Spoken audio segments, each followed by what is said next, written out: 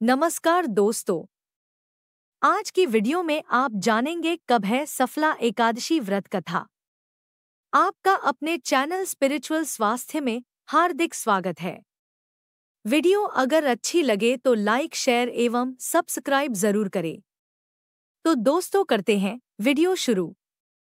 सफला एकादशी व्रत कथा। महाराज युधिष्ठिर ने पूछा, है जनार्दन, पौष कृष्ण एकादशी का क्या नाम है? उस दिन कौन से देवता का पूजन किया जाता है और उसकी क्या विधि है? कृपया मुझे बताएं। भक्तवत्सल भगवान श्री कृष्ण कहने लगे कि धर्मराज, मैं तुम्हारे स्नेह के कारण तुमसे कहता हूँ कि एकादशी व्रत के अतिरिक्त मैं अधिक से अधिक दक्षिणा पाने वाले यज्ञ से भी प्रसन्न नहीं होता हूँ। अतः इसे अत्यंत भक्ति और श्रद्धा से युक्त होकर करें। हे राजन, द्वादशीयुक्त पौष कृष्ण एकादशी का महात्म्य तुम एकाग्रचित्त होकर सुनो। इस एकादशी का नाम सफला एकादशी है। इस एकादशी के देवता श्री नारायण हैं। विधिपूर्वक इस व्रत को करना चाहिए। जिस प्रकार नागों में शेषनाग, पक्षियों में गरुड़, सब ग्रहों में चंद्रमा, यज्ञों में अश्वमेध और देवताओं में भगवान विष्णु श्रेष्ठ हैं, उसी तरह सब व्रतों में एकादशी का व्रत श्रेष्ठ है। जो मनुष्य सदैव एकादशी का व्रत करते हैं वे मुझे परम प्रिय हैं। अब इस व्रत की विधि कहता हूँ। मेरी पूजा के लिए ऋतु के अनुकूल फल, नारियल, नींबू, नैवेद्य आदि 16 वस्तुओं का संग्रह करें। इस सामग्री से मेरी पूजा करने के बाद रात्रि जागरण करें। इस एकादशी के व्रत के समान यज्ञ, तीर्थ, दान, तप तथा और कोई दूसरा व्रत नहीं है। 5000 वर्ष तप करने से जो फल मिलता है उससे भी अधिक सफला एकादशी का व्रत करने से मिलता है। हे राजन, अब आप इस एकादशी की कथा सुनिए। चंपावती नगरी में एक महिष्मान नाम का राजा राज्य करता था। उसके 4 पुत्र थे। उन सब में लुम्पक नाम वाला बड़ा राजपुत्र महापापी था। वह पापी सदा परस्त्री और वेश्यागमन तथा दूसरे बुरे कामों में अपने पिता का धन नष्ट किया करता था। सदैव ही देवता, ब्राह्मण, वैष्णवों की निंदा किया करता था।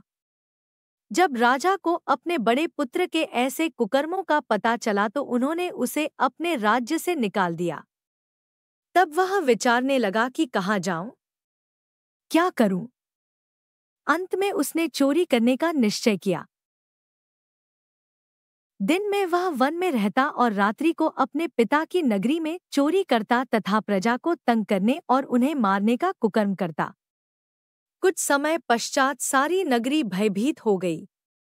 वह वन में रहकर पशु आदि को मारकर खाने लगा। नागरिक और राज्य के कर्मचारी उसे पकड़ लेते किंतु राजा के भय से छोड़ देते। वन के एक अति प्राचीन विशाल पीपल का वृक्ष था। लोग उसकी भगवान के समान पूजा करते थे। उसी वृक्ष के नीचे वह महापापी लुम्पक रहा करता था। इस वन को लोग देवताओं की क्रीड़ास्थली मानते थे। कुछ समय पश्चात पौष कृष्ण पक्ष की दशमी के दिन वह वस्त्रहीन होने के कारण शीत के चलते सारी रात्रि सो नहीं सका। उसके हाथ पैर अकड़ गए। सूर्योदय होते होते वह मूर्छित हो गया। दूसरे दिन एकादशी को मध्याह्न के समय सूर्य की गर्मी पाकर उसकी मूर्छा दूर हुई। गिरता पड़ता वह भोजन की तलाश में निकला। पशुओं को मारने में वह समर्थ नहीं था।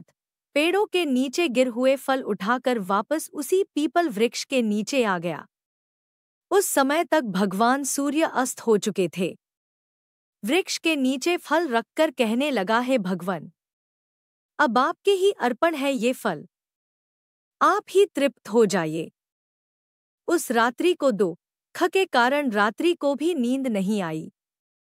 उसके इस उपवास और जागरण से भगवान अत्यंत प्रसन्न हो गए और उसके सारे पाप नष्ट हो गए। दूसरे दिन प्रातः एक अति सुंदर घोड़ा अनेक सुंदर वस्तुओं से सजा हुआ उसके सामने आकर खड़ा हो गया। उसी समय आकाशवाणी हुई कि हे राजपुत्र, श्रीनारायण की कृपा से तेरे पाप नष्ट हो गए। अब तू अपने पिता के पास जाकर राज्य प्राप्त कर। ऐसी वाणी सुनकर वह अत्यंत प्रसन्न हुआ और दिव्य वस्त्र धारण करके भगवान आपकी जय हो कहकर अपने पिता के पास गया। उसके पिता ने प्रसन्न होकर उसे समस्त राज्य का भार सौंप दिया और वन का रास्ता लिया। अब लुम्पक शास्त्रानुसार राज्य करने लगा। उसके स्त्री, पुत्र आदि सारा कुटुंब भगवान नारायण का परम भक्त हो गया। वृद्ध होने पर वह भी अपने पुत्र को राज्य का भार सौंपकर वन में तपस्या करने चला गया और अंत समय में वैकुंठ को प्राप्त हुआ। अतः जो मनुष्य इस परम पवित्र सफला एकादशी का व्रत करता है उसे अंत में मुक्ति मिलती है, जो नहीं करते वे पूंछ और सींगों से रहित पशुओं के समान है। इस सफला एकादशी के महात्म्य को पढ़ने से अथवा श्रवण करने से मनुष्य को अश्वमेध यज्ञ का फल मिलता है। वीडियो देखने का बहुत बहुत धन्यवाद। अगर जानकारी अच्छी लगी हो तो कृपया लाइक, शेयर एवं सब्सक्राइब करें। मिलते हैं नेक्स्ट वीडियो में।